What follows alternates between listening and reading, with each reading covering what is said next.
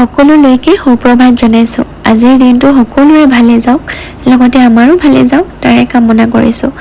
আজি মোৰ মনটো খুবেই ভাল লাগি আছে আৰু আজি মোৰ কাৰণে এটা বিশেষ দিন হোৱাৰ ৰিজনটো হৈছে যোৱা বছৰ আজিৰ দিনটোতে অৰ্থাৎ 2023 আৰু 23 আগষ্টৰ দিনা মই ভগৱানৰ আশীৰ্বাদত মাক হোৱাৰ সুখকণ পাইছিলোঁ।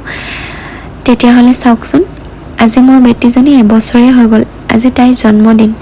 আপোনালোকে সকলোৱে তাইক আশীৰ্বাদ কৰিব, তাই যাতে স্বাস্থ্যটো সদায় সুস্থ হৈ থাকে আৰু ভাল মানুহ হওক তাই, আৰু সোনকালে ডাঙৰ হওক।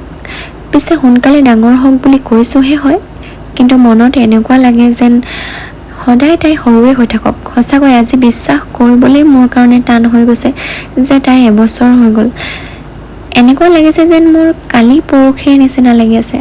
সঁচাকৈ মাক হোৱাৰ সুখকণ আপোনালোকক মই ভাষাৰে প্ৰকাশ কৰিব নোৱাৰোঁ। সেইটো এটা বেলেগ সুখ। আচলতে প্ৰতিগৰাকী মাকেই সেইটো কথাৰে বুজাব নোৱাৰে যে সেইটো এটা বেলেগ সুখ, নহয় জানো? বাৰু কথা বহুত পাতিলোঁ, পিছে আপোনালোকক কোৱাই নাই নহয়, আমি এতিয়া ক'লৈ গৈ আছোঁ।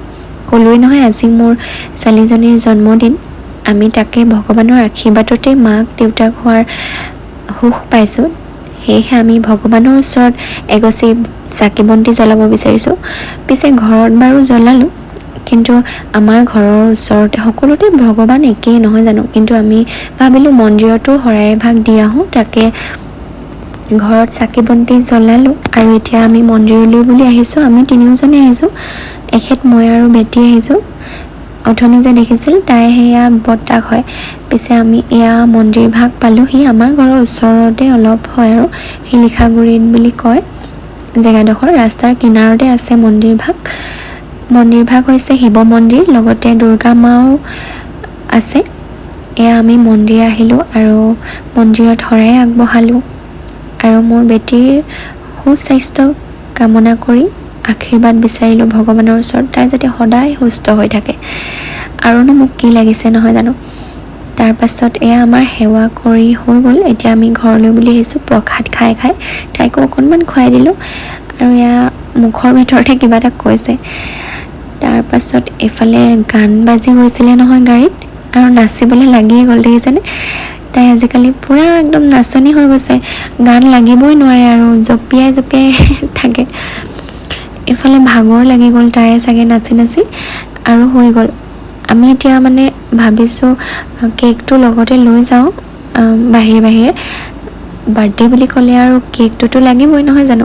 আৰু এয়া ফুটভিলা শিমলুগুৰি, তাতে কেকটো অৰ্ডাৰ দিয়া হৈছিল। অকণমান সময় ৰ'ব লগা হ'ল। মই গাড়ীতে বহি থাকিলোঁ আৰু তাই যিহেতু শুই আছিলে।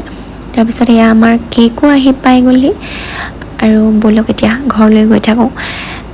আৰু এটা কথা কোৱাই নাই নহয়, আমাৰ বেটীৰ এনাইক, আপাইক, নিচাইক আহি আছে নহয়। মোৰ মা আৰু বা আৰু বাৰ ছোৱালী, তাৰপিছত ভিনদেউ আহি আছে। তাৰপৰা আমি ঘৰলৈ আহি থাকোঁতে বাটতে লগ পালোঁ।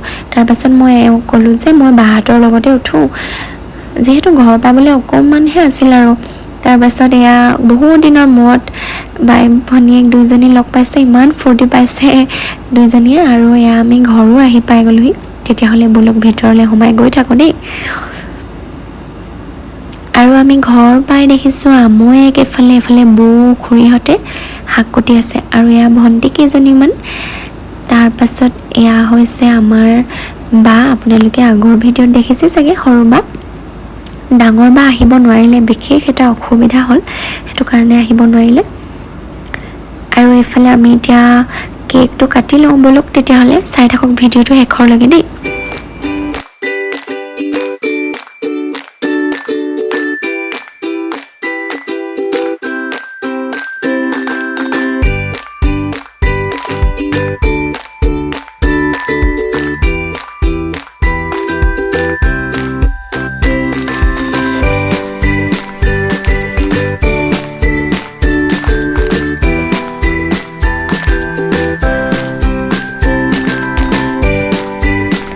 আৰু এইফালে খোৱাৰ যোগাৰ হৈ গ'ল আৰু ইহঁতৰ লগতে মই বেটীকো ভাত খুৱাই দিলোঁ। তাই যে ইমান ফূৰ্তি পাইছে নহয়, ইজনীৰ পাত টানিছে, সিটোৰ পাত টানিছেগৈ গৈ, কি যে ক'ম আৰু। তাৰপাছত এইফালে মাহঁতো যাবলৈ হৈ গ'ল মাহঁতক বিদায় দিবলৈ বুলি ওলাই আহিলোঁ। তাৰপাছত এয়া আমাৰ ভাইটিও আহিছিলে দেই, ভাইটিৰ কথা কোৱাই নহ'ল নহয়। আৰু এতিয়া বিদায় দি মই ভাতটো খাই লওঁ বুলি ভাবিলোঁ। হাঁহ মাংস আছিল, চিকেন আছিল, মাছ আৰু নিৰামিষ চব্জি, দাইল আৰু সৰিয়হৰ চাটনি, তাৰপিছত পাপৰ তেনেকৈ এখন আছিলে, বাদাম, নৰসিংহ পাত। আৰু এটা কথা কোৱাই নাই নহয় আপোনালোকক, এটা কি আচৰিত কথা জানেনে, তাই মানে নিজে নিজে থিয় হ'ব পৰা হৈছে। আগতে চেষ্টা কৰে, খুব চেষ্টা কৰে, কিন্তু নোৱাৰে। আজি এবছৰ হ'ল বুলিয়ে নে কি নাজানো, আজি পূৰা থিয় হৈ নাচনি কৰি আছে, দেখিছেনে? আজি মোৰ মনটো সঁচাকৈ খুব ভালকৈ গ'ল দেই। আৰু কি জানেনে, আজিৰ ভিডিঅ'টো ইমানতে সামৰিছোঁ দেই। আপোনালোকৰ বাৰু দিনটো আজি কেনেকৈ গ'ল কমেণ্ট কৰি জনাব দেই। আজিলৈ আহিছোঁ, বাই বাই।